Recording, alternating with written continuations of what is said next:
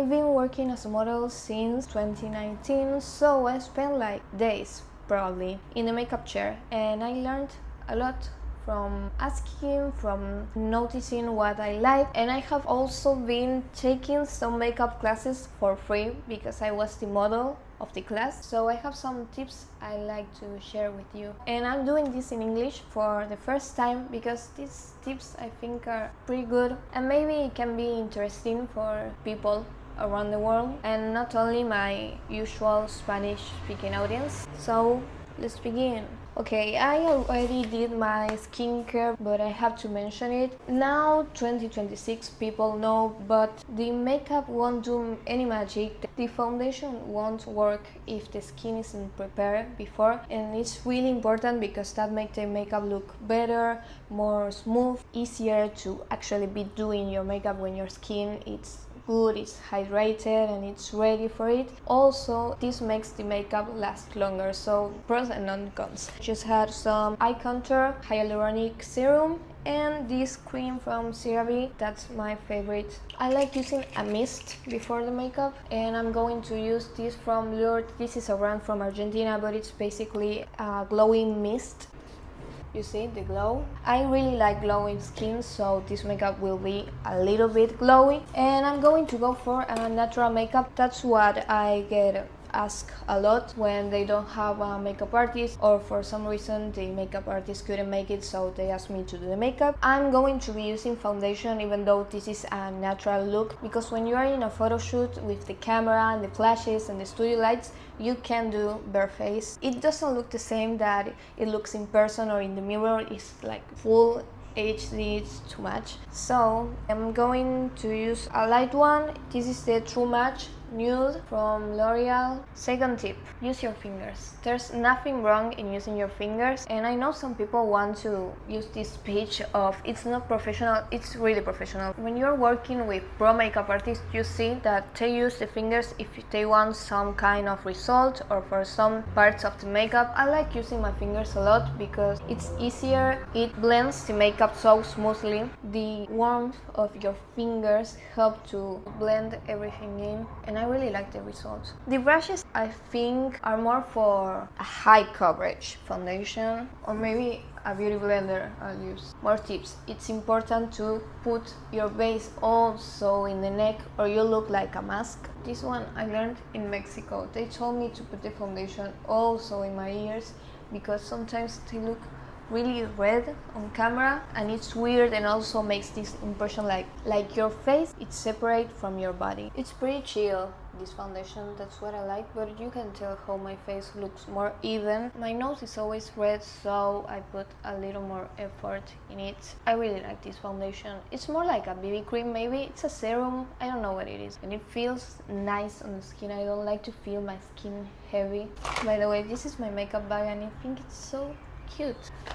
How can you be so cute? You're just a makeup bag. For concealer, I'm a classic girl. I love to use this Instant Age Rewind from Maybelline. I've been using this for years, and I put this in here. Notice this, I don't just do the under eye. I put it in here because this is the highest part of the face, and when you highlight this, the face makes more sense. Trust me. I also do this line, the Bella Hadid, a little bit base for the eyeshadow later. I highlight the nose here, and I also highlight under the cheekbones. Look at that. You can already tell the difference this makes. Like, I look really weird, I know, but when when you apply this in here, it has to be a concealer that's lighter than your tone, but not that much. And then I use my fingers because I can. I don't drag the makeup, and I'm gentle with the skin because we only have one, so you better take care of it. Okay, now I look like a phantom, I guess so. We have to give this some dimension, and I'm going to be using for that a liquid contour.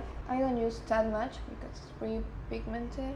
I put it in here on top of the concealer that we put earlier, in here,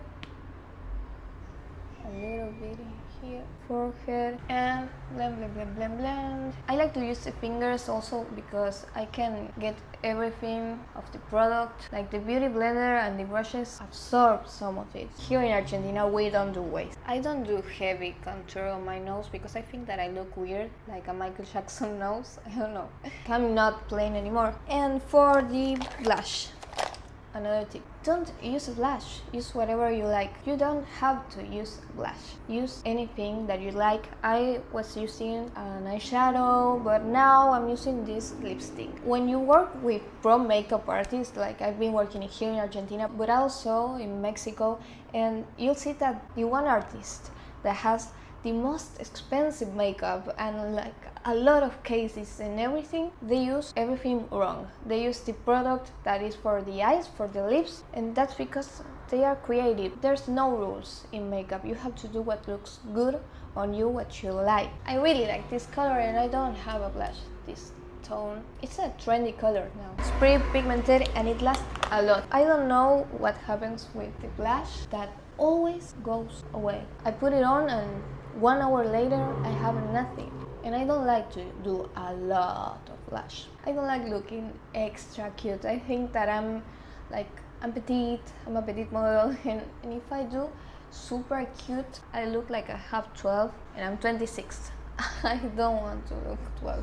And another thing I learned is that they don't put the makeup only in one part. It makes more sense if it has some correlation with the rest of the face. So I also we're going to put this a little bit on the eyelids and a little bit. Let's do eyeshadow. When you get asked as a model to do a natural makeup, they prefer to do brown eyeshadow. I don't know why they don't say do a warm makeup, like bronzy one. Any palette, really. This is from Maybelline, it doesn't matter. Any palette that has brownish colors. And I use a little bit of one that's pretty warm and a little bit of this gray one because I want to have some gabriette in this to not look super cute. I'm not joking, sometimes brands have a makeup artist just to do this eyeshadow. I know how bored they are and it's the typical makeup they do. Here we got it, and I'm going to use a smaller brush to put a little bit of this one that's darker, closer to the lashes. Maybe I shall use a mirror. Fixing everything I didn't see in the camera, and in the outer corner just a bit to make that, you see? This is important. Always put a little bit of eyeshadow under your eyes or it will look incomplete. If you only put it on top, it can be weird in this kind of makeup, and you blend it to that outer corner. It's not that much, but it does the work, and I like to have my eyes like sharp. That's all we are going to do with the eyeshadow. Now I'm going to set my eyebrows. I don't like to fill in my eyebrows. I think I look weird. I have war flashbacks from 2016 when I used to do the sharp eyebrows look. I'm going to set the makeup, but only in the parts that I don't want to be shining. This is key, and it's something that makeup artists do to have that glowy finish. It's important to don't abuse of the powder.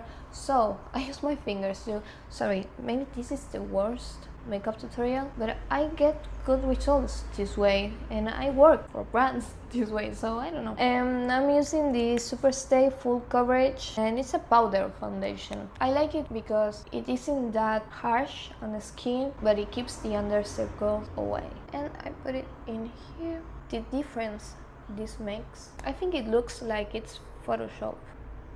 Don't you think? I think it's amazing. I don't know if you can tell. Do a little bit in here in the forehead, because when you get the flash in front of you and you shine just in here, it's really weird and it doesn't work. And sometimes the photographer isn't paying attention to that. It's just paying attention to the composition, to the light, to this and that, and they won't tell you. You have to pay attention to that, because sometimes other people that are seeing you from outside won't tell you. And you don't want a bad photo when you spend half an hour making your makeup to look awesome. This is very important. They always do this because it looks awful to do your lips when they are dry. So sometimes mid-makeup, sometimes at the beginning, the makeup artist puts a little bit of lip balm while they are doing the rest of the face, and it's not really juicy when they come to the lips. This is Kuni Hyaluronic Lip Balm. I'm going to curl my eyelashes. I'm so used to another person doing this to me. It's weird. Sometimes I look into the mirror while they are using this medieval